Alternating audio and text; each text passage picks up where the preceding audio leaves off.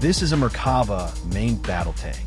It is Israel's most powerful tank and one of the most battle-tested tanks in the world. Because Israel's population is only 959 million, the number of people of military age and eligible for service is even smaller. As a result, the Merkava was designed with maximum crew protection in mind. Every aspect of this tank was designed to increase crew survivability in the event of a hit. That's why it's known as the most well-protected tank in the world. The Merkava, a nearly impenetrable and battle-hardened machine. The Merkava was recently destroyed in the Gaza conflict by a Hamas drone equipped with an anti-tank grenade. In a widely circulated video, a drone flies over a Merkava, drops a grenade, and leaves the tank burning. This viral clip sparked doubts about the Merkava's true combat capability. So after more than 40 years of development, what kind of tank is it really? Welcome to Chris's military base. Today we're going to talk about the Merkava main battle tank. In the 1960s, the Israeli army partnered with the UK to develop the Chieftain tank, hoping to produce it domestically. However, the tank ended up entering service with the British Army instead. The UK decided not to sell the Chieftain to Israel due to its closer ties with Arab nations at the time. In fact, the Chieftain had already been sold to both the UK and Arab states to reduce dependence on foreign tanks. In 1967, the IDF began developing its own tanks. In October 1973, the Yom Kippur War broke out. During the first 3 days of the war, each Israeli tank was hit an average of 15 times.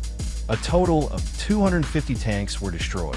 Israel realized that survivability and ease of repair could determine a tank's fate on future battlefields. Based on this combat experience, the Israeli military adopted a design philosophy centered on crew protection. Given Israel's limited territory, they prioritized 3 key performance criteria: protection first, firepower second, and mobility last. In 1979, the Merkava Mk1 was introduced. It participated in the 1982 Lebanon War, performing well against T-62s, which gave the series a solid reputation. The Merkava Mk1 was fully retired in 2014. The Merkava Mk2 was introduced in 1983. It was 7 meters long, 36 meters wide, and 275 meters tall, weighing in at 63 tons. It featured durable modular armor that could be replaced quickly in the field to improve survivability. However, it was powered by only a 900 horsepower diesel engine, limiting its top speed to just 45 km/h on standard roads. Powered by a 900 horsepower diesel engine, its top speed was limited to just 45 km/h on paved roads. It had an operational range of around 500 kilometers. Armed with a 105mm main gun, it could fire a wide variety of munitions. Its fire control system was upgraded to launch anti-tank missiles as well. It was also fitted with 2 762mm machine guns and a 60mm mortar. The mortar could engage targets outside the crew's line of sight. Metal chains were attached to the rear of the tank to defend against anti-tank missiles and RPGs. However, the Merkava Mk2 was fully retired in 2020. The Merkava Mk3 debuted in 1989.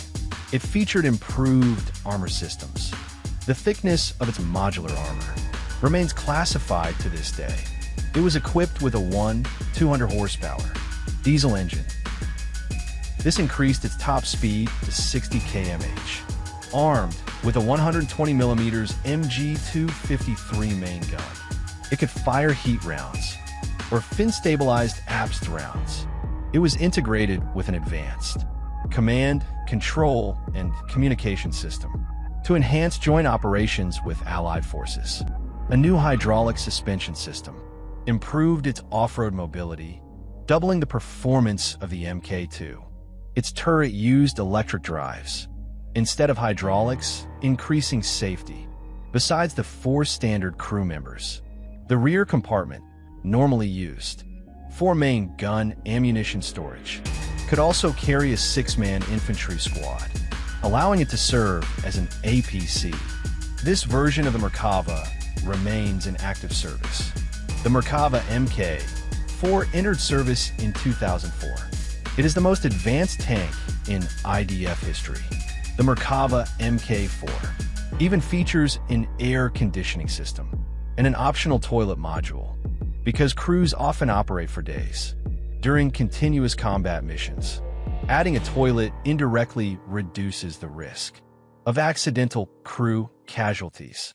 The tank is equipped with multiple cameras and night sensors, which feed external data to the crew's display screen.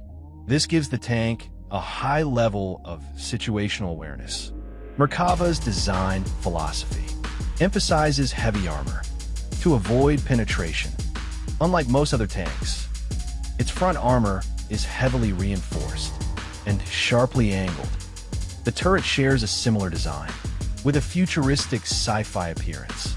This maximizes its frontal protection. The front compartment can act as a buffer for shrapnel that penetrates the armor. The underside of the tank features spaced armor to protect against mines. Each suspension unit is attached with 4 bolts to the hull, allowing quick replacement in case of damage. Additionally, at the rear of the hull is an emergency escape hatch that opens from inside. Later variants even include an emergency fire suppression system.